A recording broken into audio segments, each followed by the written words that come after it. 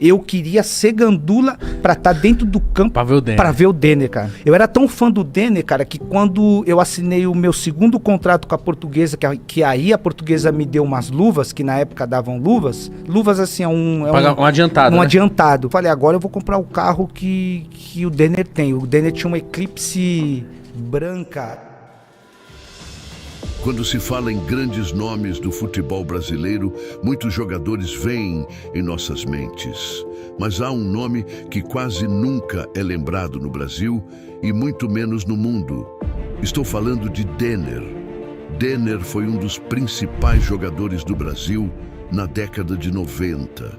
Alguns dizem que ele tinha a velocidade e habilidade de Neymar, e a ginga de Ronaldinho e a eficiência de Ronaldo. Ele conseguiu impressionar até Maradona, a ponto de fazê-lo parar no meio do jogo para aplaudi-lo. Há um motivo para seu apelido ter sido o Deus do drible.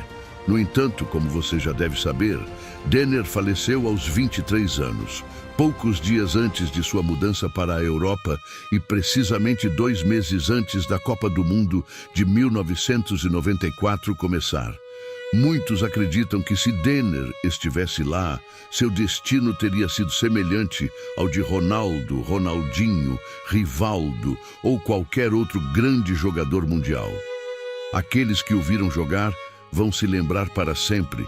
Era como ver o nascimento de uma lenda.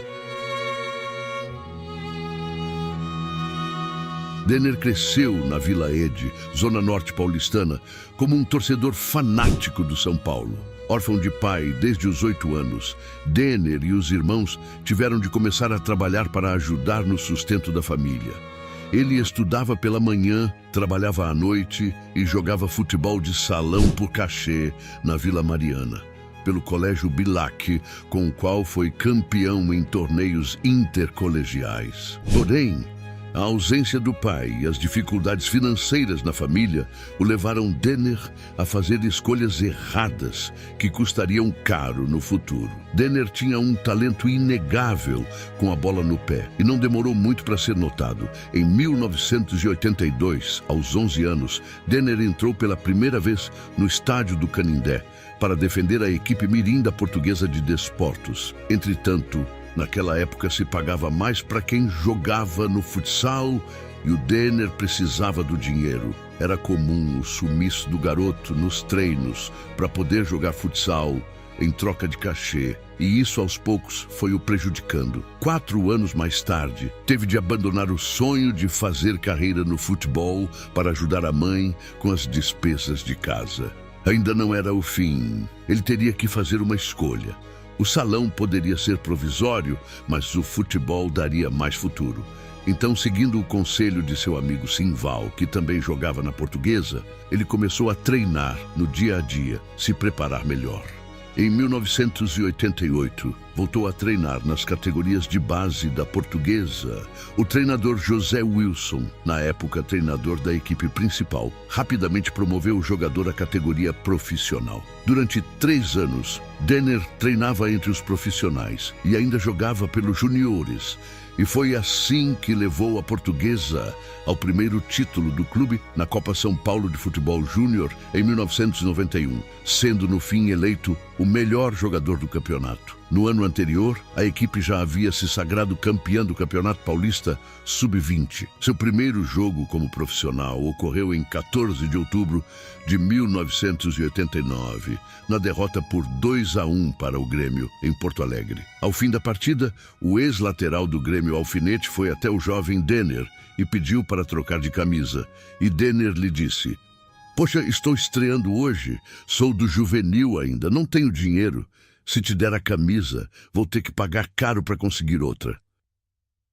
Em 1991, fez o gol que é considerado o mais bonito da história do Estádio do Canindé. Em uma partida válida pelo Campeonato Paulista entre Portuguesa e Inter de Limeira, Denner arrancou diante do meio de campo, driblou 3 rivais em incontáveis buracos no gramado e tocou na saída do goleiro. No mesmo ano, o jogador ainda foi convocado para atuar pela primeira vez, defendendo a seleção brasileira. No jogo contra a Argentina em Buenos Aires, O fenômeno Denner entrou já no fim da partida e, mesmo com poucos minutos, ainda foi o responsável por iniciar a jogada que levou ao terceiro do Brasil.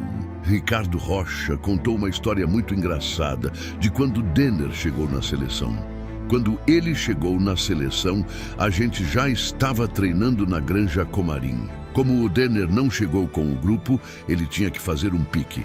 Era incrível. Ele fez os primeiros 100 metros, foi numa velocidade tão grande. Chegou nos 300 metros e ele não aguentou, desmaiou no campo. Ninguém acreditava naquela saída tão rápida dele e que isso iria acontecer. Denner tinha um coração muito bom, sempre deu o que tinha para as crianças, quando começou a ganhar dinheiro. Mas ele também era rebelde. Na minha opinião, ele sentia falta da figura paterna. Ele não era órfão, o pai existia, mas nunca apareceu. Ele o viu quando era uma criança e nunca mais. Talvez por isso Denner fosse um cara feliz, mas com um lado triste que aparecia em forma de rebeldia. Esse seu lado ruim o fazia arrumar problemas, andando com pessoas erradas, amigos de infância que estariam até mesmo envolvidos com o crime organizado em São Paulo. Tentando focar na sua carreira, Denner viu o interesse do Grêmio como uma chance de se afastar das más influências. Morar em uma cidade nova, longe de São Paulo, parecia ser o que ele precisava naquele momento. Foi na final da Copa São Paulo de Futebol Júnior, quando o Grêmio foi derrotado por 4-0 pela Portuguesa, que Denner chamou a atenção do clube gaúcho. Zélio Roxman, ex-assessor do presidente Fábio Koff, conta que ninguém no Olímpico esquecia aquele menino que, conforme palavras do próprio Zélio, destruiu o Grêmio na final da Copinha. Em 1993, Denner foi emprestado por 3 meses ao Clube Gaúcho, onde, no mesmo ano, foi campeão gaúcho, em seu primeiro título como profissional. No fim do empréstimo ao Clube Gaúcho, o jogador retornou à Portuguesa para disputar o Campeonato Brasileiro de 1993, ajudando a equipe a terminar na 9ª colocação daquele ano. Nesse seu retorno à Portuguesa, destaca-se um jogo contra o Santos, quando Denner marcou um golaço. Ele colocou entre as pernas do zagueiro índio, ganhou na velocidade de outro adversário, fintou o goleiro Edinho e empurrou para as redes. Ao todo, nas 2 passagens pelo clube, disputou 141 jogos e marcou 24 gols com a camisa da Lusa. No ano seguinte, 1994, o jogador foi novamente emprestado, dessa vez para o Vasco da Gama, onde teve belas atuações e sagrou-se campeão da Taça Guanabara. Durante uma excursão do Cruz Maltino pela Argentina, comeu a bola em amistoso contra o Newell's Old Boys e recebeu elogios até de Maradona, que fez questão de cumprimentá-lo ao fim da partida. Com as boas atuações, passou a ser saudado pela torcida do Vasco com o nada modesto grito de é Cafuné, o Denner, é a mistura do Garrincha com o Pelé. Em 17 de abril de 1994, fez sua última partida. Empate por 1-1 com o Fluminense, válido pelo quadrangular final do Campeonato Carioca. Denner foi expulso naquela partida e foi para São Paulo de carro na sua folga. O jogador morreria 2 dias depois desta partida, antes de comemorar o tricampeonato carioca do Vasco.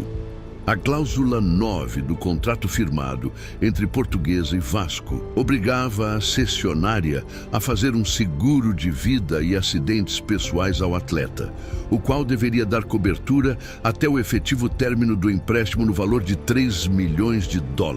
O Vasco, porém, não havia feito o seguro obrigatório, descumprindo este acordo, o que deu origem a uma briga que duraria anos, até que a Lusa e a família do atleta finalmente recebessem o dinheiro. Este acidente terminou tragicamente uma carreira promissora. Investigações posteriores descobriram que Denner deixou o banco inclinado demais, anulando a eficiência do cinto. Denner deixou a esposa viúva e 3 filhos. Após a morte de Denner, a família tinha direito à parte do dinheiro do seguro do jogador. A família reclamou na justiça os seus direitos e, após 10 anos de julgamento, o tribunal decidiu em definitivo que o Vasco da Gama, último clube a que o passe de Denner foi emprestado, deveria pagar à família e à Portuguesa de Desportos a quantia referente ao seguro. A Portuguesa recebeu a sua parte, porém, a família do atleta precisou legitimar a esposa de Denner,